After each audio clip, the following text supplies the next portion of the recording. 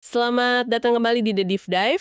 Pernahkah Anda mungkin menghadapi situasi di mana pembeli dan penjual ini udah sepakat nih mau transaksi, tapi kok mentok ya gara-gara nggak sepakat soal harga. Nah, kesenjangan valuasi ini kan sering banget terjadi ya di dunia bisnis. Hari ini kita akan coba kupas tuntas sebuah mekanisme yang katanya sih dirancang untuk menjembatani perbedaan ini. Sumber kita kali ini adalah bab 3 dari buku Deals, The Economic Structure of Business Transactions, yang ditulis oleh Michael Klausner dan Guhan Subramanian. Bab ini ngenalin kita ke istilah earn out dan juga contingent value rights atau CVR. Jadi misi kita dalam pembahasan kali ini adalah benar-benar coba memahami gimana sih cara kerja alat ini, apa aja kelebihannya, dan nah ini penting juga, di mana potensi masalahnya. Terutama kalau udah menyangkut target-target finansial. Coba kita bayangin dulu skenario pembuka dari bab ini ya. Ada perusahaan bioteknologi besar mau mengakuisisi perusahaan yang lebih kecil, keduanya udah oke nih soal nilai bisnis yang sekarang jalan. Tapi pandangan mereka soal potensi obat baru yang lagi dikembangin itu, wah beda banget. Penjualnya optimis banget, yakin obat itu bisa nambah nilai 100 juta dolar, probabilitasnya 90%. Jadi harga minimal di mata mereka ya 190 juta dolar lah. Tinggi ya? Iya. Nah, pembeli jauh lebih hati-hati. Mereka lihat peluang suksesnya cuma 10%. Jadi harga maksimal yang mau mereka bayar cuma 160 juta dolar. Wah, jauh ya bedanya? Jauh banget. Ada selisih 30 juta dolar di sana. Terus gimana dong kesepakatan bisa tercapai kalau keyakinannya aja udah beda kayak gini? Nah, mari kita telusuri bareng-bareng. Oke, kita mulai dari dasarnya dulu kali ya. Apa sih sebenarnya inti dari mekanisme earn out sama CVR ini? Konsep dasarnya kayaknya cukup simpel ya. Betul. Jadi, pada intinya ya, ini tuh cara buat menunda sebagian pembayaran harga akuisisi. Sampai apa? Sampai target kinerja tertentu di masa depan itu beneran tercapai. Nah, earn out itu lebih spesifik buat akuisisi perusahaan swasta. Jadi ini perjanjian kontrak itu di mana pembeli setuju kasih pembayaran tambahan ke pemegang saham penjual kalau kinerja perusahaan pasca akuisisi itu mencapai target yang udah disepakati. Oke. Dalam periode waktu tertentu tentunya. Targetnya bisa macam-macam, bisa finansial, kayak pendapatan atau laba, atau bisa juga pencapaian milestone non-finansial. Misalnya, peluncuran produk baru, gitu. Oke. Lalu kalau contingent value right atau CVR, bedanya di mana tuh? Nah, CVR ini fungsinya mirip banget sebetulnya, tapi ini dirancang khusus untuk akuisisi perusahaan publik. Oh, kenapa dibedain gitu? Kenapa perlu dibedain? Coba bayangin, kalau perusahaan publik, kan pemegang sahamnya bisa ribuan ya kan? Tersebar di mana-mana. Iya. Nah, ngelacak dan bayar mereka satu-satu bertahun-tahun setelah akuisisi itu, wah repot banget, nggak praktis. Makanya diterbitin CVR ini, bentuknya kayak sekuritas atau surat berharga gitu. Oke. Dikasih ke pemegang saham publik pas akuisisinya selesai. Nah, pemegang CVR ini nanti berhak dapat pembayaran kalau perusahaan mencapai target kinerja atau milestone tertentu di tanggal yang udah ditentuin. Beberapa CVR malah bisa diperdagangin loh di bursa, kayak saham, tapi ada juga yang harus dipegang sampai jatuh tempo pembayarannya. Oke, jadi intinya sama ya, bayaran tambahan di masa depan kalau targetnya tercapai. Targetnya bisa finansial, kayak pendapatan atau laba tadi, atau non-finansial, kayak izin edar obat atau peluncuran produk. Nah, sekarang balik lagi ke contoh perusahaan biotek tadi. Gimana caranya earnout ini bisa menjembatani jurang valuasi yang 190 juta lawan 160 juta itu? Nah, disinilah bisa dibilang keajaibannya earnout ya. Jadi mereka bisa aja sepakat di harga dasar yang lebih rendah. Katakanlah 125 juta tunai di muka. Oke? Oke. Terus ditambah potensi pembayaran earnout sebesar 80 juta dolar. Tapi ada syaratnya. Kalau penjualan obat baru itu berhasil mencapai misalnya 30 juta dolar dalam 3 tahun pertama. Nah, sekarang coba kita lihat dari kacamata masing-masing pihak ya. Penjual nih, dia ngitung nilai ekspektasi kesepakatan ini. 125 juta tunai ditambah 90%. Ini kan keyakinan dia ya. Dikali potensi earnout 80 juta dolar. Totalnya jadi berapa? 197 juta. Lebih tinggi dari minimalnya Nia ya? Betul. Di atas batas minimal dia yang 190 juta tadi. Nah, sekarang pembeli. Dengan keyakinan cuma 10%, dia ngitung biaya ekspektasi dia. 125 juta tunai ditambah 10% dikali 80 juta. Totalnya cuma 133 juta dolar. Wah, jauh di bawah maksimalnya dia juga. Iya kan? Jauh di bawah batas maksimal dia, yang 160 juta dolar. Nah, karena perbedaan keyakinan inilah, kedua pihak jadi sama-sama merasa, ini deal yang bagus buat mereka. Jadi kesepakatan yang tadinya kayaknya mustahil, jadi bisa tercapai. Tapi perlu diingat juga sih, penciptaan nilai ini sebenarnya agak semu ya. Ini cuma refleksi dari perbedaan ekspektasi aja. Bukan karena ada nilai fundamental baru yang tiba-tiba muncul. Tapi ya cukuplah buat bikin dealnya jadi. Luar biasa ya gimana perbedaan keyakinan malah bisa jadi kunci kesepakatan gitu. Nah, selain menjembatani gap valuasi ini, ada manfaat lain nggak sih dari penggunaan earnout ini? Oh, tentu. Ada beberapa fungsi penting lainnya. Yang pertama, earnout itu bisa berfungsi sebagai sinyal informasi. Ini kontribusi pemikiran dari Albert Choi. Sinyal informasi? Maksudnya gimana tuh? Gini, bayangin penjual yang yakin banget produknya atau perusahaannya bakal sukses besar nanti setelah diakuisisi. Dia bakal lebih rela nerima harga tunai di muka yang lebih rendah. Asal apa? Asal potensi earnout-nya tinggi. Nah, ini jadi sinyal yang kredibel buat pembeli. Kenapa? Karena kalau si penjual salah prediksi, ya dia sendiri yang rugi besar kan, earnout-nya nggak dapat. Sebaliknya, pembeli yang skeptis juga cenderung bakal nerima struktur kayak gini. Yang menarik lagi nih, kalau pembeli malah nolak struktur earnout yang potensinya gede, ini justru bisa jadi sinyal kalau pembeli sebenarnya lebih optimis daripada yang dia omongin. Oh, jadi kayak semacam tes kejujuran atau tes kepercayaan diri gitu ya. Ini jadi nyambung ke poin berikutnya nih. Gimana kalau kedua pihak sama-sama nggak yakin soal masa depan, tapi ketidakpastiannya ini sama-sama diakui gitu? Nah, disinilah earnout bisa berperan sebagai alat buat berbagi risiko. Ini terjadi kalau ada yang namanya symmetric uncertainty atau ketidakpastian simetris. Contohnya gimana tuh? Contohnya gini, pembeli sama penjual sama-sama setuju nih. Ada peluang 50% sebuah kejadian misalnya perpanjangan kontrak besar bakal nambah nilai perusahaan sebesar 100 juta dolar. Nah, mereka bisa aja sepakat harga awal 200 juta dolar, terus ditambah earnout 50 juta dolar kalau kejadian itu beneran terjadi. Dengan begitu, mereka secara efektif bagi-bagi potensi untung atau ruginya 50-50. Para penjual sering nyebut ini asuransi anti malu atau ada istilah yang lebih kasar dikit ya, schmuck insurance. Schmuck insurance. Iya, tujuannya biar mereka nggak kelihatan, maaf, bodoh gitu ya, kalau ternyata nilai perusahaannya melonjak drastis setelah dijual dengan harga yang dianggap terlalu murah. Istilahnya jujur banget ya. Oke, jadi selain sinyal informasi dan bagi resiko, apalagi peran earnout? Fungsi ketiga yang juga krusial banget, itu sebagai insentif. Terutama kalau tim manajemen kunci dari perusahaan penjual itu tetap bertahan dan jalanin bisnisnya pasca akuisisi. Oh, jadi buat motivasi mereka ya? Betul. Contoh klasiknya itu akuisisi Cemengo oleh Wipro. Harga awalnya 20 juta dolar, tapi ada potensi earnout tambahan 2 kali 6 juta dolar. Itu didasarin sama pertumbuhan pendapatan yang terkait sama mitra kunci mereka, BMC Software. Nah, karena pemegang saham utama Cemengo ini tetap ngelola bisnisnya, mereka jadi punya insentif finansial yang kuat banget buat kerja keras mencapai target pendapatan itu. Ada contoh lain yang menarik banget juga. Waktu LKQ Corporation akuisisi Eurocar Parts atau ECP di Inggris. Waktu itu ada gap valuasi yang lumayan jauh.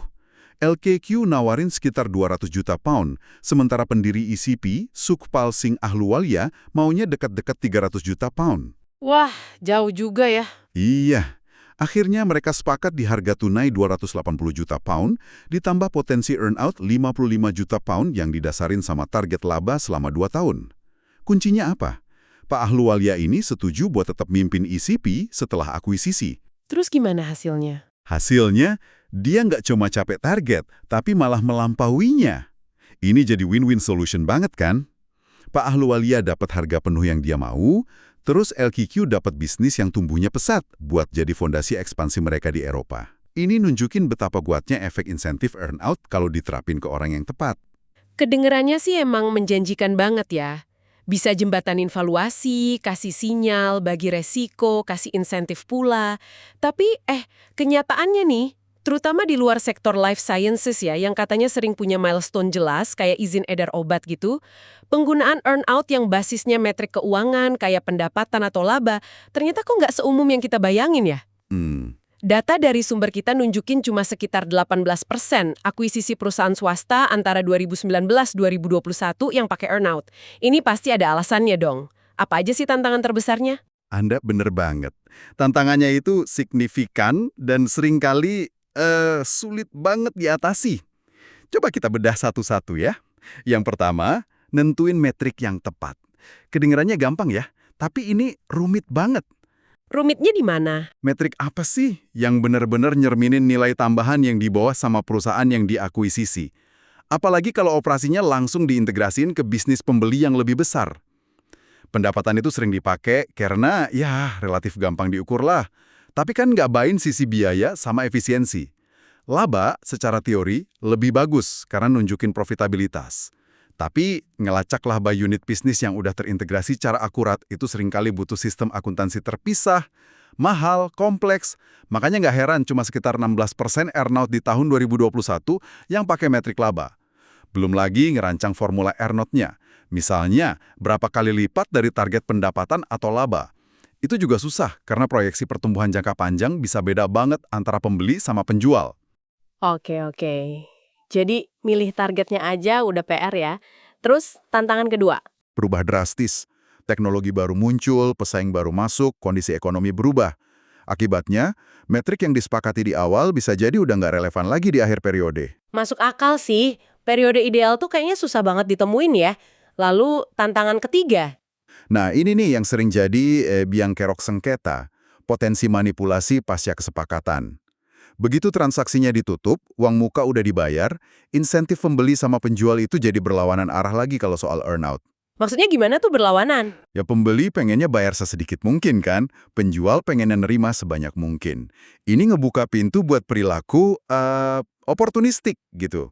Kalau misalnya penjual yang masih ngontrol operasi bisnis sehari-hari kayak di kasus Comengo sama ECP tadi, meskipun mereka akhirnya berhasil ya, ada godaan buat mainin angka biar earn-out-nya maksimal. Mainin angka gimana contohnya? Misalnya nih, mereka bisa aja ngebut penjualan di akhir periode earn-out, kasih diskon gede-gedean atau syarat kredit yang longgar banget, meskipun itu ngorbanin profitabilitas jangka panjang perusahaan setelah periode earn-out-nya selesai. Atau ya ngelakuin trik akuntansi biar labanya kelihatan lebih tinggi sementara. Nah, sebaliknya, dan ini yang lebih sering terjadi karena biasanya pembeli yang ambil alih kendali ya. Kalau pembeli yang ngontrol, earnout itu bisa kerasa kayak pajak dengan tarif yang tinggi banget atas setiap tambahan kinerja selama periode earnout. Kok bisa kayak pajak? Kenapa? Ya, karena sebagian besar keuntungan dari kinerja ekstra itu kan harus dibayarin ke penjual sebagai earnout. Akibatnya, ada insentif kuat buat pembeli buat nekan metrik earnout tersebut. Neken gimana caranya? Caranya, ya bisa aja dengan nunda pengakuan pendapatan sampai periode earn-out-nya lewat. Atau sebaliknya, majuan investasi besar-besaran ke dalam periode earn-out biar labanya kelihatan lebih kecil. Wah, ini kayak pedang bermata dua ya. Di satu sisi kasih insentif, tapi di sisi lain malah kasih insentif buat main culang gitu ya setelah deal. Ini ngebawa kita ke tantangan keempat. Katanya sih ini yang paling fundamental dan paling susah dipecahin ya. Betul sekali. Ini tantangan konflik dengan strategi bisnis pengakuisisi secara keseluruhan. Kan pembeli ngakuisisi perusahaan itu tujuannya bukan buat maksimalin earn-out buat penjual. Iya juga ya. Tujuan utama pembeli itu ya maksimalin nilai keseluruhan perusahaan induk mereka. Nah, keputusan strategis yang paling rasional buat perusahaan induk bisa jadi malah bertentangan sama upaya maksimalin kinerja dan pembayaran earn-out dari unit bisnis yang baru diakuisisi. Sumber daya, entah itu modal, talenta manajemen, fokus pemasaran, bisa aja dialihin ke divisi lain atau proyek lain yang dianggap lebih menjanjikan buat perusahaan induk secara keseluruhan. Kasus Sonoran Scanners yang diakuisisi sama PerkinElmer, itu kayaknya contoh nyata masalah ini ya. Tepat sekali. Jadi Sonoran itu punya teknologi cetak digital buat plat film Sinar X yang katanya inovatif dan cepat. Nah, perjanjian akuisisinya itu termasuk earn-out yang didasarin sama jumlah unit mesin yang berhasil dijual selama 5 tahun. Hasil akhirnya gimana? Gimana? Cuma satu mesin yang kejual selama periode itu. Earn-out yang dibayar 0 besar. Pendiri Sonoran, Joseph Donahue, ya jelas marah dong. Dia gugat PerkinElmer. Tuduhannya apa? Dia nuduh PerkinElmer nggak serius masarin produk Sonoran. Katanya tim penjualnya nggak punya pengalaman di industri radiologi, investasi pemasarannya minim, bahkan nggak mau kasih diskon buat penjualan unit pertama. Padahal katanya itu praktik umum di industri buat dorong adopsi teknologi baru. Tapi coba kita lihat dari sisi PerkinElmer ya. Mungkin aja setelah akuisisi mereka evaluasi ulang, terus ngerasa produk Sonoran ini ternyata nggak sekompetitif yang dikira. Atau bisa jadi mereka lihat peluang yang lebih gede di lini bisnis PerkinElmer yang lain, terus secara sadar mutusin buat ngalihin fokus dan sumber daya ke sana. Hmm, Dari perspektif maksimalin nilai keseluruhan PerkinElmer, keputusan itu bisa jadi rasional banget. Tapi ya buat Pak Donahue dan pemegang saham Sonoran, itu jelas kerasa kayak pengkhianatan terhadap semangat perjanjian earn-out-nya. Konflik kayak gini, antara optimalisasi unit versus optimalisasi induk, hampir nggak bisa dihindarin kalau kendali penuh ada di tangan pembeli pasca akuisisi. Kalau tantangannya serumit itu ya, terutama soal manipulasi sama konflik strategi, gimana biasanya para pihak coba ngatasinya di kontrak? Ada cara gitu buat jinakin potensi masalah ini? Iya, ada upaya sih tentu aja. Tapi seringkali ada keterbatasannya juga. Buat ngatasin potensi manipulasi, tantangan ketiga tadi, kontrak biasanya pakai kombinasi antara aturan yang spesifik banget sama standar yang lebih umum. Contohnya gimana tuh? Misalnya, metrik earnout-nya kayak EBITDA atau pendapatan didefinisiin setepat mungkin. Terus ditambahin klausul yang sifatnya standar, kayak kewajiban pembeli buat mengelola bisnis sesuai dengan praktik masa lalu yang wajar, atau ngerahin upaya terbaik yang wajar, reasonable best efforts, buat mencapai target earnout. Masalahnya, standar umum kayak gini tuh terkenal ambigu banget. Apa sih artinya wajar? Batasan upaya terbaik itu sampai mana? Nah, klausul inilah yang sering banget jadi pemicu sengketa hukum yang panjang dan mahal. Kasus PerkinElmer Sonoran tadi misalnya, sampai naik banding cuma buat ngebahas apa sih sebenarnya makna hukum dari upaya terbaik yang wajar dalam konteks itu. Wah, jadi ngandelin standar umum itu risikonya ambigu ya. Ada pendekatan kontraktual lain nggak buat isu manipulasi ini? Alternatifnya ya bisa pakai mekanisme pengawasan bersama atau pengambilan keputusan bareng gitu antara pembeli sama penjual selama periode earn-out. Contohnya kayak di Wipro Mango tadi, di mana manajemen Cemengo, penjual, ngajuin rencana anggaran tahunan yang terus harus disetujui sama Wipro, pembeli. Pendekatan ini bisa aja jalan kalau hubungannya baik ya, tapi risikonya juga gede buat macet atau deadlock kalau ada perbedaan pandangan fundamental soal strategi atau alokasi sumber daya. Apa yang dianggap praktik bisnis wajar sama satu pihak, bisa dianggap manipulasi sama pihak lain. Oke, itu buat ngatasi manipulasi. Terus gimana dong sama tantangan yang paling susah tadi? Yaitu konflik strategi antara kepentingan unit yang diakuisisi sama kepentingan perusahaan induk. Tantangan keempat, bisa nggak kontrak ngatasin ini? Nah ini emang area yang paling pelik ya. Penjual, ya secara alami pengennya perlindungan sekuat mungkin dong. Mereka mungkin nuntut supaya bisnis yang dijualnya itu dijalanin seolah-olah masih mandiri atau standalone. Lengkap dengan komitmen spesifik dari pembeli soal tingkat investasi, jumlah staf, atau upaya pemasaran. Maunya dijamin gitu ya? Iya. Sebaliknya, pembeli hampir pasti pengennya fleksibilitas penuh atau full discretion buat ngelola seluruh portofolio bisnisnya secara optimal. Termasuk yang ngegabungin, ngalihin sumber daya, atau bahkan nutup unit yang baru dibeli kalau dianggap perlu. Buat mencapai kesepakatan prinsip soal tingkat kendali dan komitmen ini aja udah susah banget. Dan kalaupun mereka berhasil sepakat secara prinsip nih, nuanginnya ke dalam bahasa kontrak yang jelas, nggak ambigu dan bisa ditegakkan di pengadilan, itu wah luar biasa menantang. Susahnya di mana? Gimana coba Anda mau definisiin secara kontraktual kewajiban buat bertindak konsisten dengan praktek masa lalu kalau kondisi pasar nuntut perubahan strategi yang radikal? Gimana kalau kebutuhan sumber daya ternyata jauh beda dari perkiraan awal pas negosiasi? Kontrak itu susah banget buat ngantisipasi semua kemungkinan di masa depan. Kasus-kasus yang dibahas tadi benar-benar ngambarin dilema ini ya. Di PerkinElmer Sonoran, kontraknya kan diem aja tuh soal kewajiban spesifik PerkinElmer. Nggak ada batasan eksplisit atas kebebasan mereka ngelola Sonoran. Pengadilan sampai harus susah payah nafsirin apakah ada kewajiban implisit yang bisa diturunin dari adanya mekanisme earn-out itu sendiri. Pelajaran pentingnya nih, kalau Anda sebagai pembeli pengen kebebasan penuh, ya sebaiknya tulis aja itu secara eksplisit di kontrak. Tapi ya tantangannya, ngeyakinin penjual buat setuju. Betul. Nah, sebaliknya, kita lihat kasus akuisisi Bridge Medical oleh AmerisourceBergen ABC. Di sini, kontrak earnout-nya malah ketat banget dan ngebatasin kebebasan ABC. Seketat apa tuh?